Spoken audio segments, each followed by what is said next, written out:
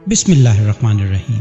السلام علیکم ناظرین، شام کی چائے کی آج کی نشست میں جناب الماس راہی ایم اے صاحب کی لکھی ہوئی کتاب سلطان نور الدین زنگی کی قسط نمبر 6 کے ساتھ حاضر ہیں۔ آئیے شروع کرتے ہیں۔ وہ زیادہ بڑے جرم کا مرتکب ہے جو دمشق کا محاصرہ کیے ہوئے ہے۔ ان سے تو ہم نمٹ لیں گے، لیکن پہلے ان سے نمٹنا چاہیے جو مسلمان علاقوں کو لوٹ رہے ہیں۔ میرے خیال میں پہلے ان کا رخ کریں، اس کے بعد میرا اندازہ ہے کہ سلطان خود بھی یہاں پہنچ جائے گا۔ ویسے بھی ہمارے لیے سلطان کا یہی حکم ہے کہ ہم نے محاصرہ کرنے والے صلیبی لشکر کو اپنے ساتھ الجھانا ہے اور کسی بھی صورت انہیں اس قابل نہیں رہنے دینا کہ وہ دمشق میں داخل ہو جائیں۔ ان پر آخری ضرب اسی وقت لگائی جائے گی جب سلطان خود اپنے لشکر کے ساتھ یہاں پہنچ جائیں گے۔ بہرحال اس وقت جو سب سے پہلا کام ہم نے کرنا ہے وہ یہ ہے کہ مسلمانوں کی لوٹ کسوٹ کرنے والوں سے فی الفور نمٹنا چاہیے۔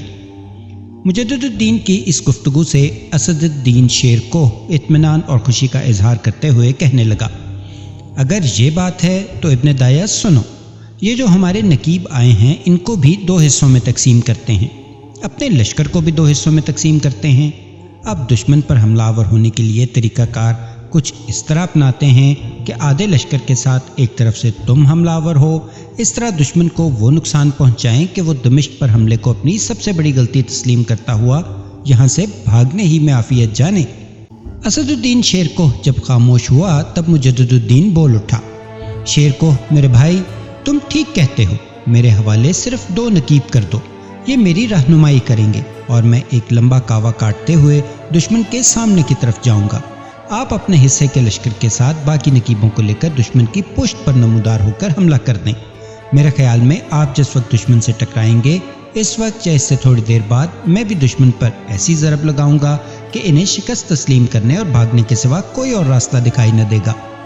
اس موقع پر اسد الدین شیر کوہ نے کچھ سوچا، پھر وہ مجدد الدین دایا کو مخاطب کرتے ہوئے کہہ رہا تھا، ابن الدایا، یہ آج زندگی کے جمال کو پرانی شرابوں اور جذبات کی پامالی سے آراستہ کرنے والوں کے خلاف تیرا میرا امتحان ہے۔ یوں جاننا، آج خوشبو سلگا کر فضا بات سے معطر کر کے رخصت ہونے والی روحوں کو پکارنے والوں کے خلاف تیری میری آزمائش کا وقت آن پہنچا ہے۔ آؤ دونوں بھائی مل کے عہد کریں کہ ان کے چنگھاڑتے طوفانوں جیسے جذبوں میں طلسم سکوت سے لبریز کر دیں گے، ان کے جسم و روح کے ربط میں اداس صبحوں کی دھند غمگین شاموں کا دکھ بھر کے رکھ دیں گے، اور ان کی حالت مردہ لمحوں کے ڈھیر، روحوں کے سلگتے غموں اور آوارہ بردی کو ترستی خواہشوں سے بھی بدتر بنا کے رکھیں گے۔ اسد الدین شیر کو جب خاموش ہوا تو مسکراتے ہوئے مجدد الدین نے اس کی طرف دیکھا، پھر کہنے لگا، میرے محترم بھائی، جس طرح کی خواہشات کا تم نے اظہار کیا ہے میرے خداوند کو منظور ہوا تو ان کی حالت ہم اس سے بھی بدتر کریں گے، اور جو لایا عمل ہم نے طے کیا ہے آؤ اس کے مطابق حرکت میں آئیں اور اپنے رد عمل کی ابتدا کریں۔ اس پر شیر کوہ نے اتفاق کیا۔ پھر جو نقیب سامنے کی طرف سے آئے تھے انہیں بھی آپس میں تقسیم کر لیا گیا۔ سب سے پہلے اپنے آدھے لشکر کے ساتھ مجدد الدین حرکت میں آیا اور وہاں سے کوچ کر لیا، اس لیے کہ اس نے ایک لمبا کاوا کاٹ کر اور چکر کاٹتے ہوئے دشمن کے سامنے نمودار ہونا تھا۔ اس کے تھوڑی ہی دیر بعد دشمن کی پشت کی طرف جانے کے لیے باقی ماندہ نقیبوں کی رہنمائی میں اسد الدین شیر کوہ بھی وہاں سے کوچ کر چکا تھا۔ شیر کوہ نے جب اندازہ لگایا کہ مجدد الدین اپنے لشکر کے ساتھ دشمن کے سامنے کے حصے کے قریب پہنچ چکا ہوگا تب وہ اچانک دشمن کی پشت کی طرف نمودار ہوا۔ پھر اس نے اور اس کے لشکر نے کچھ اس انداز میں تکبیریں بلند کیں جیسے تاریکی اور وحشت بھرے میدانوں میں چیختی چلاتی ہواؤں اور رقص کرتے پرشور بگولوں نے خاک سے خلاؤں تک ایک عجیب و غریب سما باندھ کر رکھ دیا ہو۔ تکبیروں کی ان آواز نے تڑپتے دل کے درد چاروں طرف پھیلا کر رکھ دیے تھے۔ پھر دیکھتے ہی دیکھتے اسد الدین شیر کو دشمن کی سپاہ پر اس طرح حملہ آور ہوا جس طرح تند خو بگولے سر برہنہ شاخوں سے برق و باد کی تقدیر میں جدائی پیدا کرتے ہیں، جس طرح دھوئیں کے زرد بادلوں میں سانس کی ڈوریاں منقطع ہونے لگتی ہیں، اور جس طرح موت کی رقصاں انگلیاں کائنات کے اندھیروں کی تہوں، سرد خوابوں اور گرم سرابوں تک میں اتر جاتی ہیں۔ اسد الدین شیر کوہ کا یہ حملہ ایسا جان لیوا بے روک تھا کہ دور تک وہ صلیبیوں کی لاشوں کے ڈھیر لگاتا چلا گیا۔ عین اس لمحہ جب صلیبی جو اپنا کافی نقصان کرانے کے بعد سنبھل رہے تھے اور چاہتے تھے کہ پورے لشکر کو مجتمع کر کے شیر کوہ پر ضرب لگائیں، اچانک کعبہ کاٹتے ہوئے مجدد الدین نمودار ہوا۔ اس نے بھی اپنے حملوں کی اس طرح ابتدا کی جس طرح نسلوں اور صدیوں کی آہ و بقا کھڑی کرنے کے لیے طلسمی غاروں سے نکل کر کالی راتوں کے جنگجو کسی کو اپنا ہدف بناتے ہیں۔ پھر دیکھتے ہی دیکھتے مجدد الدین نے دشمن کے ہونٹوں کی شبنم کو، زخمی نطق، آنکھوں کی جوت کو سپنوں کی آگ، روح کو بے درما گھاؤ، دل کو ناآشنا خلش، جسم و جاں کو ہجر کی تلخیوں میں تبدیل کر دینے والے لاکھوں طوفانی غموں، خوفناک اندھی قوت اور سمندر کے غصیلے رقص کی طرح چھانا شروع کر دیا تھا۔ صلیبی اس دو طرفہ حملے سے بوکھلا گئے تھے۔ شاید اس سے پہلے ان کا ایسے مجاہدوں سے پالا نہیں پڑا تھا جو ہولناک طاقتور موت کو زندگی کے اسرار میں تبدیل کر دیتے ہوں۔ انہوں نے ایسے جنگجو نہ دیکھے تھے جو ادھام کی زنجیروں اور کفر و الحاد کے تمدن کو تسلیم و نام میں ڈھالنے کی خوب ڈال دینے کا ہنر جانتے ہیں۔ اس سے پہلے انہوں نے ایسے سرفروش نہ دیکھے تھے جن ننگ و ذلت کے شبستان کو خیر و سعادت کے سرچشموں میں تبدیل کرنے کا ہنر جانتے ہوں۔ شاید وہ ایسے بے لوث سرفروشوں کی جنگی مہارت سے آگاہی نہ رکھتے تھے جو صنم خانے کی خاموشیوں کی عبودیت کے پرسرار نغموں میں تبدیل کرنے کی ہمت و جرت و شجاعت رکھتے ہوں۔ صلیبیوں نے جب دیکھا کہ مسلمانوں کا دو طرفہ زور لمحہ بلمحہ بڑھتا چلا جا رہا ہے اور لشکریوں کے اندر بددلی کے آثار نمودار ہونا شروع ہو چکے ہیں تو انہیں فکر لاحق ہوئی۔ وہ جانتے تھے کہ اگر انہیں اس جگہ شکست ہوئی اور رسوائی کا سامان کرنا پڑا تو اس کے دو طرح کے دور رس نتائج ہوں گے۔ اول یہ کہ مسلمانوں کے مقابلے میں صلیبیوں کے حوصلے پست ہو جائیں گے اور وہ آنے والی جنگوں میں ڈٹ کر ان کا مقابلہ نہ کر سکیں گے۔ ثانیہ یہ کہ اگر اس جگہ انہیں شکست کا سامنا کرنا پڑتا ہے تو ان کا وہ صلیبی لشکر جو لوئی اور بالڈون کی سرکردگی میں دمشق شہر کا محاصرہ کیے ہوئے ہے، اس میں بھی بددلی کے آثار پیدا ہو جائیں گے اور وہ بھی اس شکست کا سن کر جنگ جاری رکھنے سے کترانے لگیں گے۔ یہ سوچتے ہوئے اس صلیبی لشکر کے سالاروں نے اپنے آپ کو پوری طرح مجتمع کیا۔ پھر وہ اپنے پورے لشکر کے ساتھ مسلمانوں پر شب کے سناٹوں میں صحرا کے اندر رقص کرنے والے موت کے ہولناک سایوں، کسر ذلت سے اچانک بلا خیز طوفانوں کی طرح اٹھ کھڑے ہونے والے فضا کے تاریک حیولوں اور بدی کی تابکاری پھیلاتے بے ربط فتنوں کی طرح حملہ آور ہو گئے تھے۔ انہوں نے اپنی طرف سے پوری کوشش کی، ایک دفعہ اپنے لشکر کی پوری قوت استعمال کرتے ہوئے ان پر خطرناک ضرب لگاتے ہوئے مسلمانوں کو پسپا ہونے پر مجبور کریں۔ اس کے بعد ان کا ایسا تعاقب کریں کہ کہیں ان کے قدم جمنے نہ پائیں۔ لیکن یہ ان کی غلط فہمی اور ان کی سوچوں کا دھوکہ تھا، اس لیے کہ آندھیوں میں چراغ جلانے والے ان مجاہدوں، وقت کی کرچیوں میں دشمنی کے ہر آثار کو توڑنے والے ان جانثاروں نے رزم گاہوں کے ایسے طوفان بہت دیکھ رکھے تھے۔ صلیبیوں کا زوردار حملہ ان کے عزم کو پسپا نہ کر سکا، نہ ہی بدل کر سکا، بلکہ انہوں نے ہی پہلے کی طرح اپنے حملوں میں عارف کے دل و جان کی تڑپ، سالک کے سفر کی جاں سپاری سے بھی زیادہ جرت مندی اور حیرت انگیز صورت پیدا کر لی تھی۔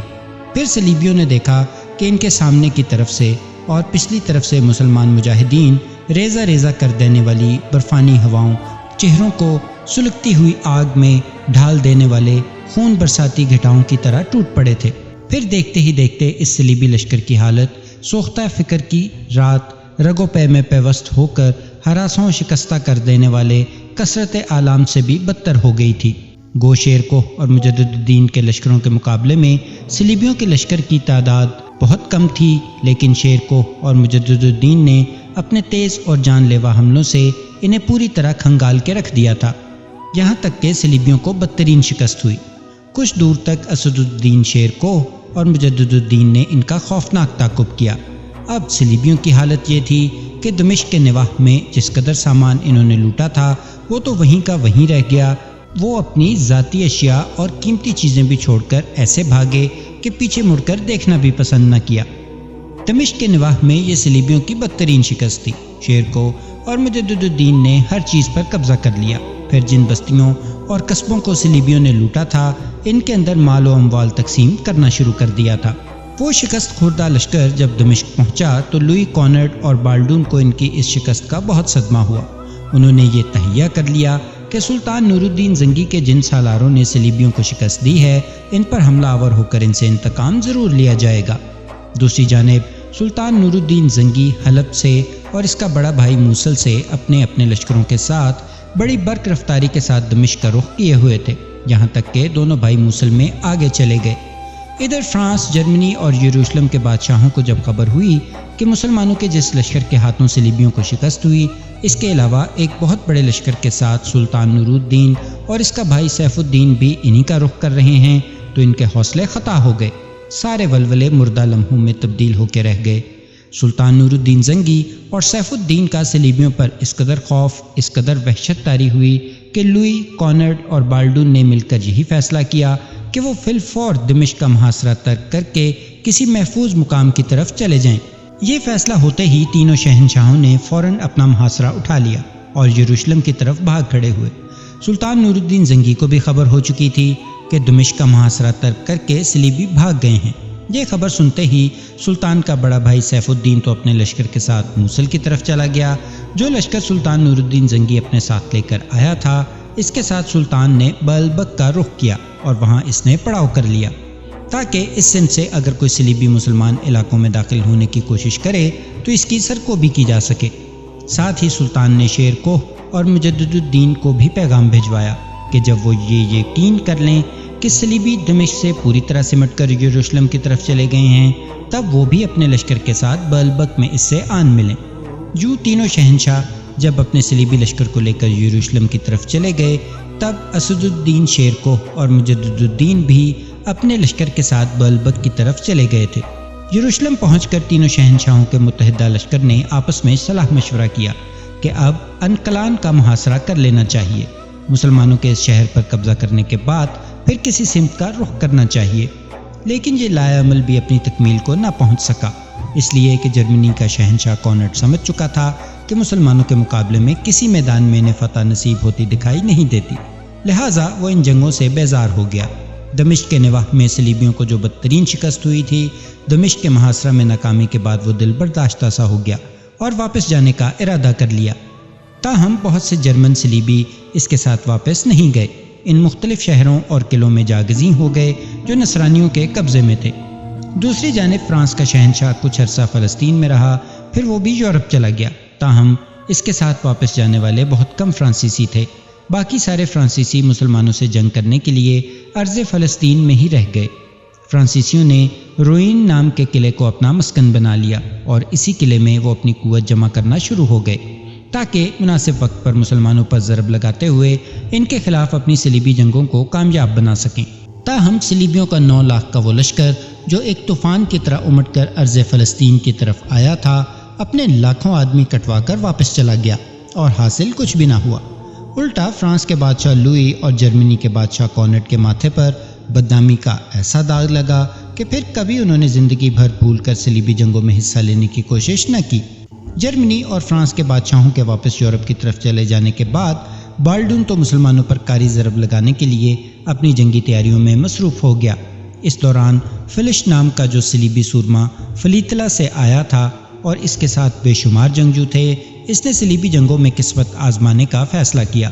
دونوں یورپی بادشاہوں کے واپس جانے کے بعد اس نے تہیہ کر لیا کہ مسلمانوں کے خلاف ایک نہ ختم ہونے والی صلیبی جنگ کا آغاز کرے گا اور صلیبیوں کے اندر ایک ناقابل شکست سورما بن کر نمودار ہوگا۔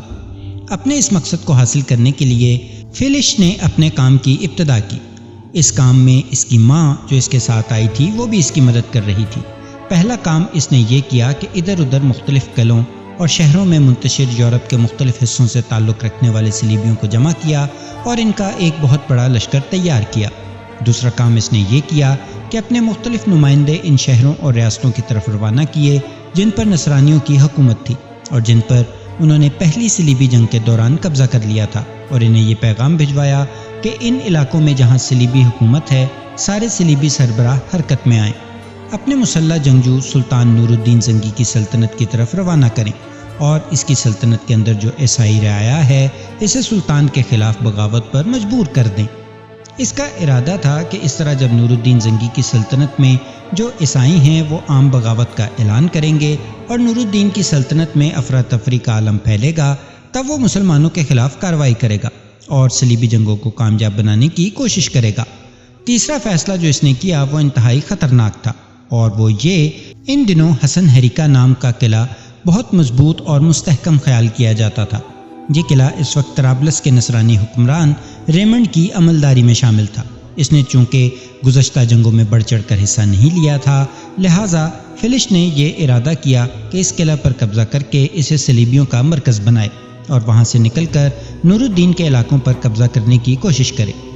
سلطان نور الدین نے ان دنوں اپنے لشکر کے ساتھ بلبک میں قیام کیا ہوا تھا اور دمشق کے حکمران مجیر الدین کا وزیر وہاں اپنے چند دستوں کے ساتھ سلطان کی خدمت میں حاضر ہوا تھا اور وہاں اس نے سلطان کی بہترین ضیافت کا اہتمام کیا تھا۔ فلش نے اپنے کام کی ابتدا بڑی برقرفتاری سے کی۔ جو صلیبی لشکر اس کے پاس جمع ہو گیا تھا، اس کے ساتھ وہ حرکت میں آیا۔ فی الفور وہ حسن حریمہ کے نام کے قلعے پر حملہ آور ہوا اور وہ ریمنڈ کے اس لشکر کو جو وہاں تھا اسے شکست دینے کے بعد قلعے پر اس نے قبضہ کر لیا۔ یہاں اس قلعے میں اپنی قوت اور طاقت کو مجتمع کرنے کے بعد فلش اب طرابلس پر حملہ کر کے اس پر قبضہ کرنے کے متعلق لایا عمل تیار کرنے لگا تھا۔ لیکن فلش کی بدقسمتی کہ ریمنڈ بھی بیکار نہیں بیٹھا تھا۔ اس نے اپنے خاص آدمی بلبک سلطان نور الدین زنگی کی خدمت میں بھیجے اور سلطان سے التماس کی کہ حسن حریمہ فلش نے مجھ سے چھین لیا ہے۔ اگر سلطان نور الدین حسن حریمہ پر حملہ آور ہو کر اس کو فلش سے آزاد کروا کر اپنے قبضے میں کر لے تو وہ فلش کی نسبت حسن حریمہ پر مسلمانوں کے قبضے کو ترجیح دے گا۔ اس طرح طرابلس کے حکمران ریمنڈ نے سلطان نور الدین کو اجازت دے دی کہ وہ اگر حسن حریمہ فتح کرے تو اسے کوئی اعتراض نہ ہوگا۔ ریمنڈ کا یہ پیغام ملتے ہی سلطان اپنے لشکر کے ساتھ بلبک سے کوچ کر گیا اور حسن حریمہ کا رخ کیا۔ معین الدین جو اس وقت بلبک میں مقیم تھا وہ بھی اپنے دستوں کے ہمراہ سلطان کے ساتھ ہو لیا۔ حسن حریمہ پہنچ کر سلطان نے اپنے لشکر کو شہر کے باہر پڑاؤ کرنے کا حکم دیا، جبکہ فلش والے تلیتلا نے مسلمانوں کا مقابلہ کرنے کے لیے فصیل کے اوپر ان گنت لشکری پھیلا دیے تھے۔ صرف فصیل کے اوپر اس قدر لشکری تھے کہ جن کی تعداد سلطان نور الدین کے کل لشکر سے بھی زیادہ تھی، اور صلیبیوں کا جو لشکر شہر کے اندر محفوظ تھا وہ اس کے علاوہ تھا۔ جب لشکر خیمہ زن ہو چکا تب سلطان اپنے خیموں سے باہر شہر پناہ کی طرف آیا۔ اس وقت اس کے ساتھ شیر کوہ، مجدد الدین، شمس الدین، خطلخ اور دوسرے نامور جرنیلوں میں نجم الدین، اسامہ بن مرشد، فخر الدین مسعود اور کچھ دوسرے چھوٹے سالار تھے۔